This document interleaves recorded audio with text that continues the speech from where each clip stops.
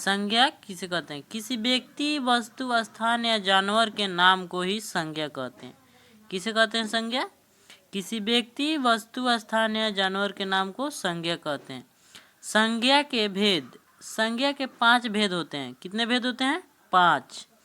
एक नंबर में व्यक्तिवाचक संज्ञा, दूसरा में जातिवाचक संज्ञा, तीसरा है आपका समूहवाचक संज्ञा, चौथा द्रव्यवाचक संज्ञा और पांचवा है भाववाचक या गुणवाचक संज्ञा। दोनों कहते हैं इसको। ठीक, तो चलिए वीडियो में अब हम देखेंगे कि व्यक्तिवाचक संज्ञा किसे कहते हैं। व्यक्तिवाचक संज्ञा किसे कहते हैं? जिसमें किसी एक व्यक्ति या वस्तु का बोध हो उसे व्यक्तिवाचक संज्ञा कहते हैं। जैसे में महात्मा गांधी। व्यक्तिवाचक संज्ञा जिसमें किसी एक व्यक्ति या वस्तु का बोध हो उसे व्यक्तिवाचक संज्ञा कहते हैं। आपको तो ये पता है कि एक व्यक्ति का बोध उसे व्यक्तिवाचक संज्ञा कहते हैं। एक या वस्तु, एक व्यक्ति या वस्तु का, यानी कि वस्तु हो या व्यक्ति, उसका एक ही नाम हो। जैसे महात्मा गांधी। महात्मा गांधी का मतलब दूसरा कोई है? महात्मा गांधी एक ही हैं। जैसे तुलसीदास, ये भी एक हैं। सूर्य भी एक है, दूसरा सूर्य नहीं होता है, एक ही सूर्य है। उसके चंद्रमा एक भी है, ताजमहल एक ही है, रामायण एक ही है, इत्यादि। यानी कि जो भी एक चीज है उसको क्या कहते हैं? व्यक्तिवाचक संज्ञा। व्यक्ति हो या वस्तु, ये दोनों अगर एक हो तो उसे कौन संज्ञा कहेंगे? व्यक्तिवाचक संज्ञा। दूसरा हमारा है जातिवाचक संज्ञा, जिसमें पूरी जाति भर का बोध हो उसे जातिवाचक संज्ञा कहते हैं। यानी कि पूरा जाति भर का। जैसे में हम कह रहे हैं नदी, तो नदी का मतलब हो गया कोई भी नदी हो सकता है।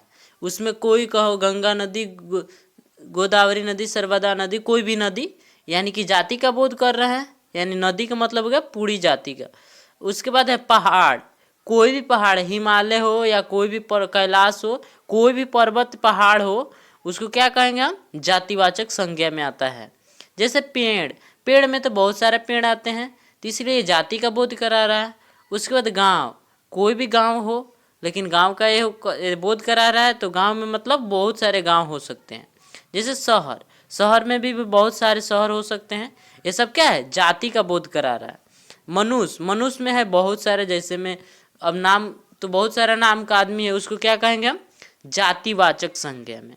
जैसे पक्षी भी पूरा बहुत सारे पक्षी हो सकते हैं। जैसे में नाम रखेंगे तो बहुत सारे पक्षी का नाम है, जैसे गौरैया, कौवा, बहुत सारे। तो क्या है? जाति का बोध कर रहा है आदि। आगे देखते हैं हम समूहवाचक। चलिए, समूहवाचक संज्ञा किसे कहते हैं? समूहवाचक संज्ञा का मतलब होता है समूह का बोध कराना।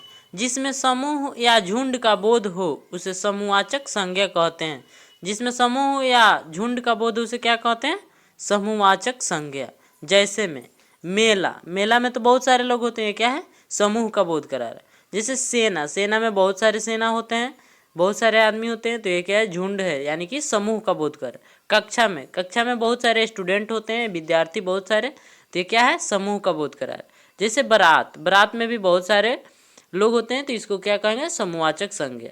समाज, यानी समाज में भी बहुत सारे आदमी होते हैं, तो समाज को क्या कहेंगे? समूहवाचक संज्ञा आदि।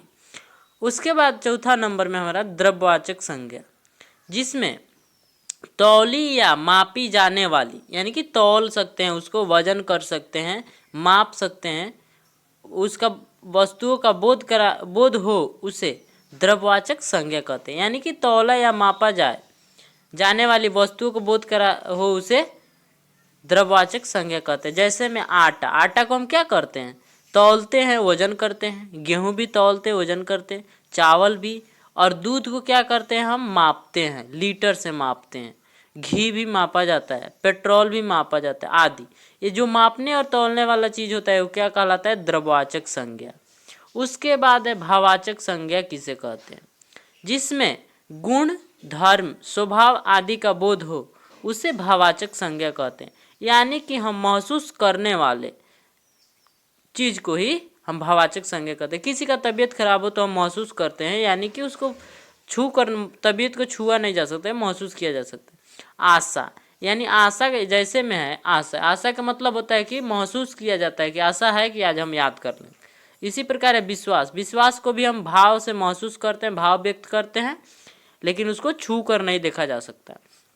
स्वागत, किसी का स्वागत हम महसूस करते हैं कि हम उसका स्वागत कर रहे हैं, लेकिन यानी कि स्वागत ऐसा चीज छू नहीं सकते उसको। सुंदरता, किसी की सुंदरता को हम भाव को महसूस कर सकते हैं, लेकिन सुंदरता को छू कर देख नहीं सकते, छू नहीं सकते। प्रेम को भी छू नहीं सकते, सिर्फ महसूस करते हैं भाव स्वभाव को, गुण धर्म है। जैसे में वर्षा को भी हम छू नहीं सकते, महसूस कर सकते हैं, देख सकते हैं, यानी कि महसूस करते हैं कि वर्षा है, हो रही है, इत्यादि। चलिए, वीडियो अगर अच्छा लगा हो तो शेयर कीजिए, सब्सक्राइब कर दीजिएगा चैनल को, और कमेंट कीजिए कि वीडियो कैसा है, ताकि आगे आने वाले वीडियो को भी हम अच्छा से बनाएं। चलिए, बहुत बहुत धन्यवाद आपका वीडियो देखने के लिए।